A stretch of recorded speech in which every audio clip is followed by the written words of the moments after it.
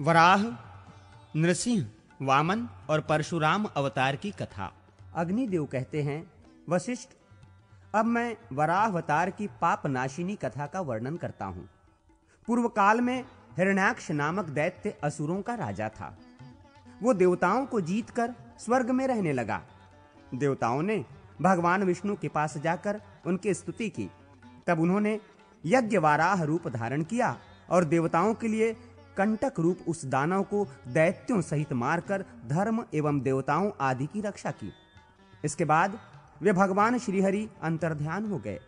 हिरण्याक्ष के एक भाई था जो हिरण्यकश्यपु के नाम से प्रसिद्ध था। उसने देवताओं के यज्ञ भाग अपने अधीन कर लिए और उन सब के अधिकार छीनकर स्वयं ही उनका उपभोग करने लगा। भगवान ने नरसिंह रूप धारण करके उसके सहायक असुरों सहित उस दैत्य का वध किया। तत्पश्चात संपूर्ण देवताओं को अपने अपने पद पर प्रतिष्ठित कर दिया। उस समय देवताओं ने उन नरसिंह का स्तवन किया। पूर्व काल में देवता और असुरों में युद्ध हुआ। उस युद्ध में बलि आदि दैत्यों ने देवताओं को परास्त करके उन्हें स्वर्ग से निकाल दिया। तब वे श्री हरि की शरण में गए। भगवान ने उन्हें अभयदान दिया और कश्यप तथा अदिति की स्तुति से प्रसन्न हो वे अदिति के गर्भ से वामन रूप में प्रकट हुए। उस समय दैत्यराज बलि गंगा द्वार में यज्ञ कर रहे थे। भगवान उनके यज्ञ में गए और वहां यजमान की स्तुति का गान करने लगे।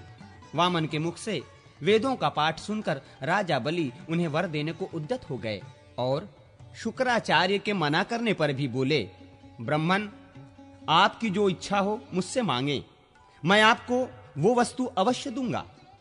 वामन ने बलि से कहा, मुझे अपने गुरु के लिए 3 पग भूमि की आवश्यकता है, वही दीजिए। बलि ने कहा, अवश्य दूंगा। तब संकल्प का जल हाथ में पड़ते ही भगवान वामन अवामन हो गए।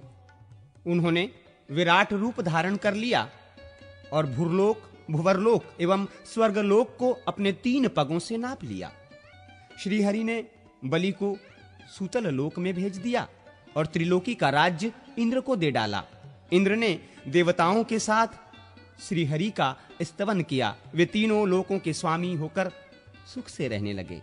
ब्राह्मण, अब मैं परशुराम अवतार का वर्णन करूंगा, सुनो।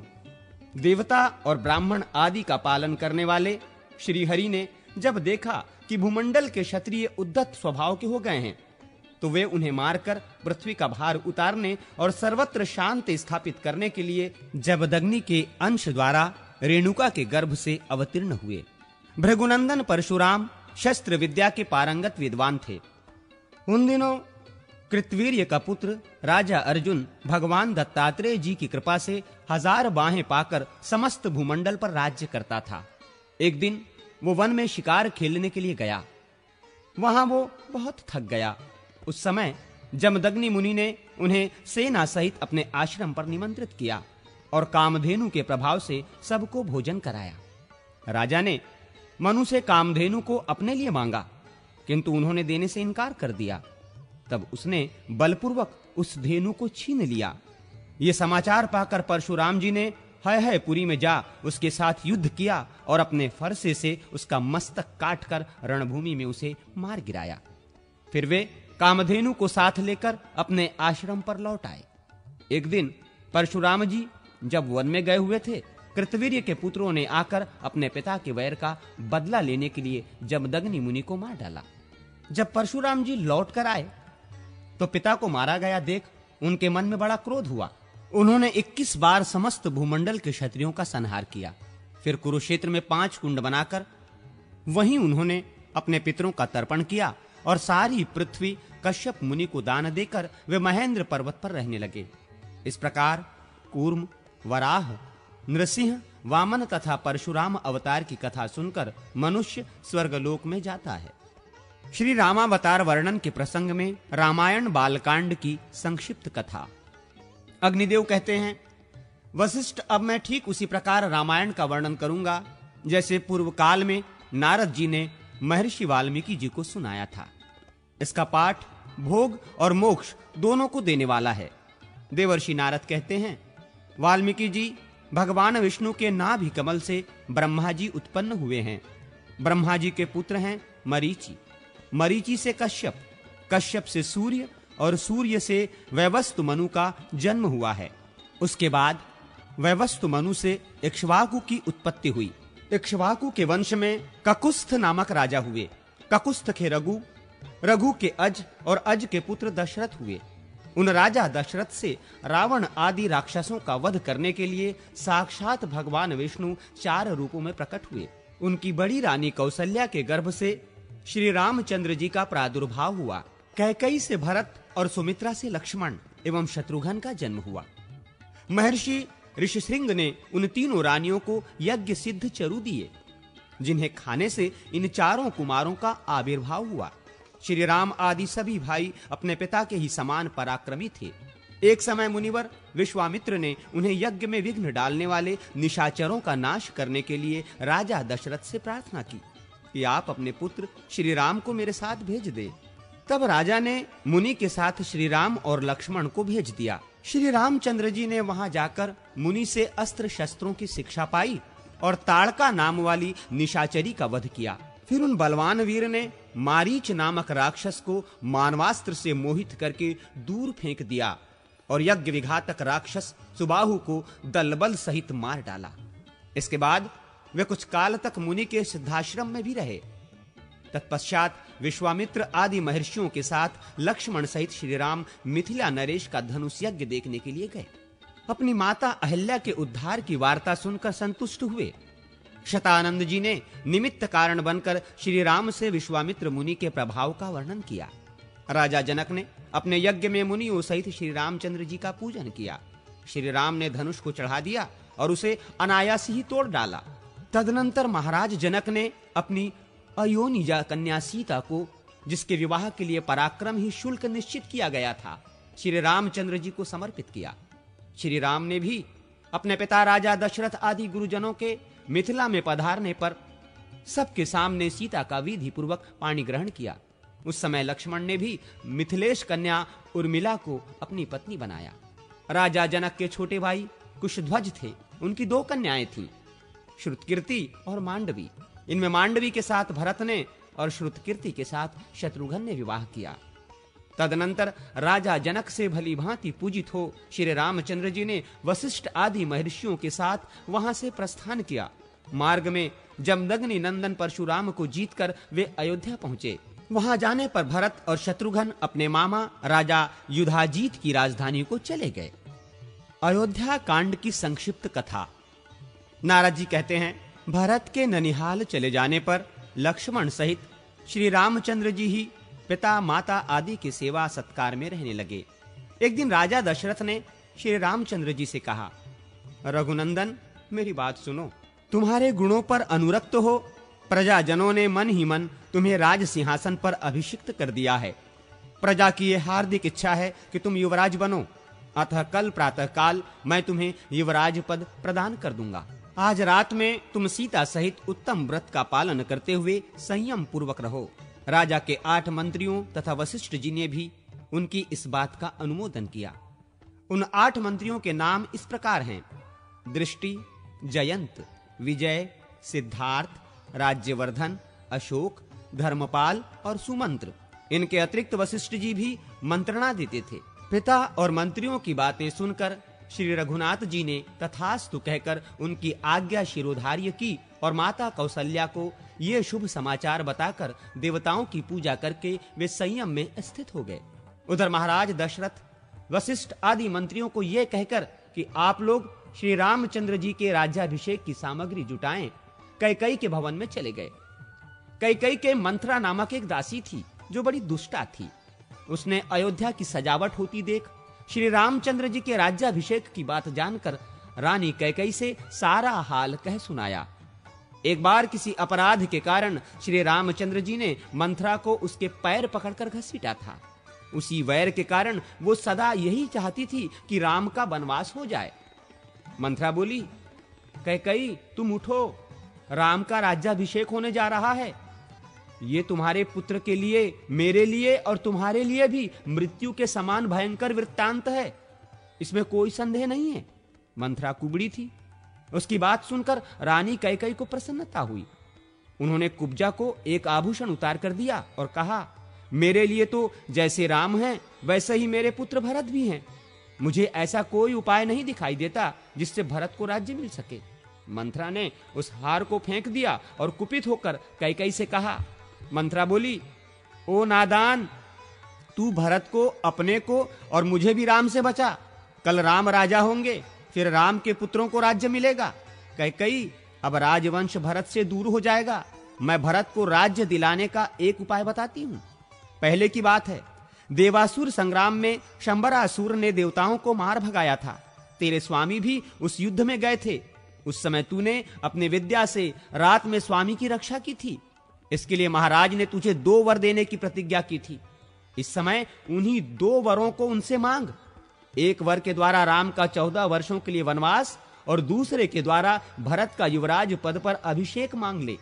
राजा इस समय वे दोनों वर दे देंगे।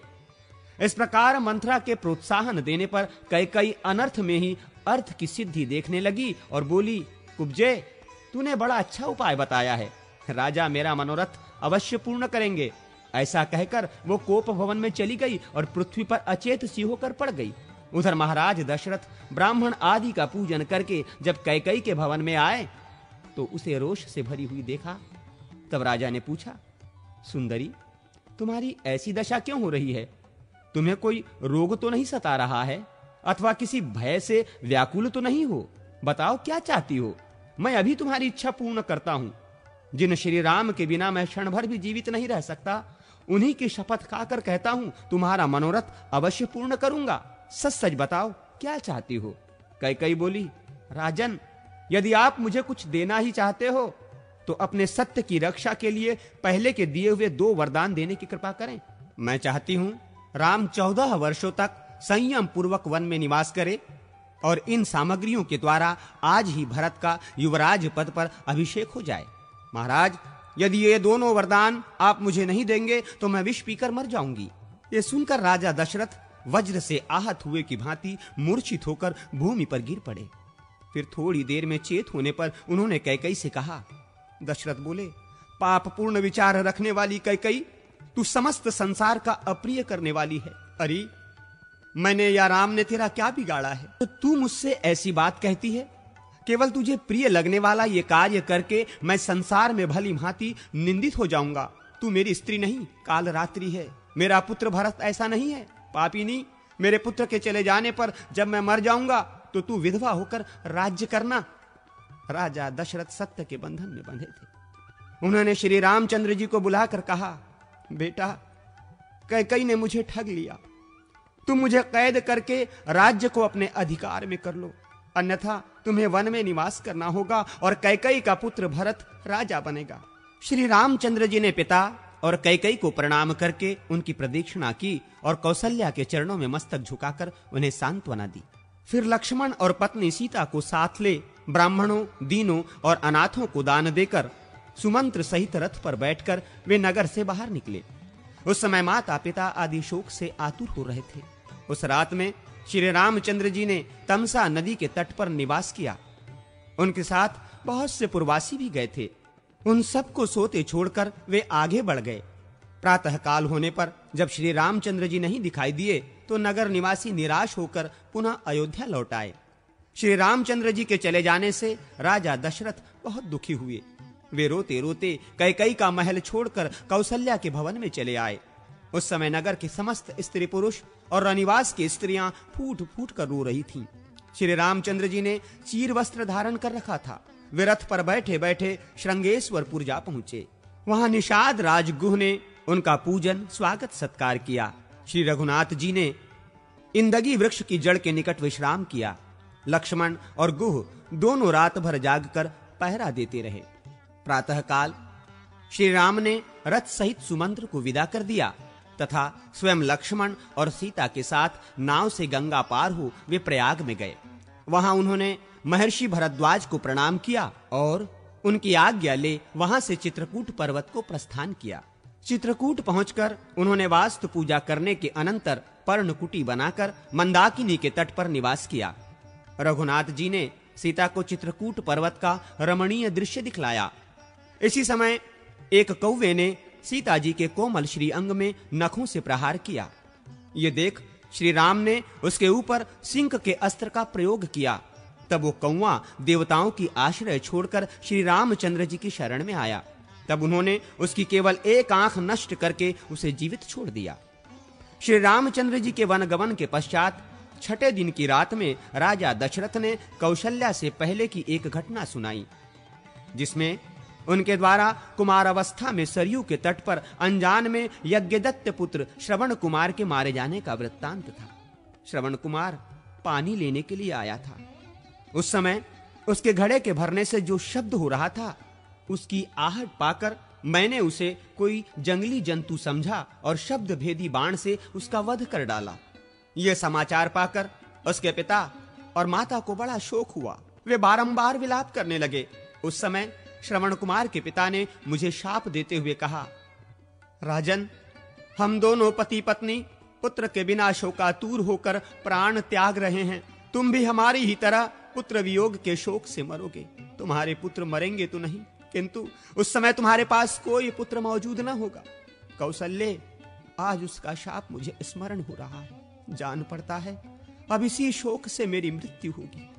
इतनी कथा कहने के पश्चात राजा ने हा राम कहकर स्वर्गलोक को प्रयाण किया। कौशल्या ने समझा महाराज शोक से आतुर हैं, इस समय नींद आ गई होगी।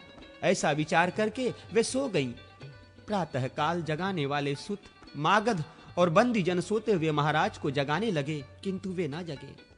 तब उन्हें मरा हुआ जान रानी कौशल्या हाय मैं मारी गई कहकर पृथ्वी पर गिर पड़ी। फिर तो समस्त नरनारी फूट फूट कर रोने लगे। तत्पश्चात महर्षि वशिष्ठ ने राजा के शव को तैल भरी नौका में रखवाकर भरत को उनके ननिहाल से तत्काल बुलवाया। भरत और शत्रुघ्न अपने मामा के राजमहल से निकलकर सुमंत्र आदि के साथ शीघ्र ही अयोध्यापुरी में आए। यहाँ का समाचार जानकर भरत को बड़ा दुख हुआ। कैकेयी को शोक करती देख उसकी कठोर शब्दों में निंदा करते हुए बोले, अरे तूने मेरे माथे कलंक का टीका लगा दिया, मेरे सिर पर अपयश का भारी बोझ डाल दिया। फिर उन्होंने कौशल्या की प्रशंसा करके तैल पूर्ण नौका में रखे हुए पिता के शव का सरयू तट पर अंत्येष्टि संस्कार किया। तदनंतर वशिष्ठ आदि गुरुजनों ने कहा, भरत अब राज्य ग्रहण करो। भरत बोले, मैं तो श्री रामचंद्र जी को ही राजा मानता हूं, अब उन्हें यहां लाने के लिए वन में जाता हूं। ऐसा कहकर वे वहां से दलबल सहित चल दिए और श्रृंगेश्वरपुर होते हुए प्रयाग पहुंचे। वहां महर्षि भरद्वाज ने उन सबको भोजन कराया। फिर भरद्वाज को नमस्कार करके वे प्रयाग से चले और चित्रकूट में श्री राम एवं लक्ष्मण के समीप आ पहुंचे। वहां भरत ने श्री राम से कहा, रघुनाथ जी, हमारे पिता महाराज दशरथ स्वर्गवासी हो गए।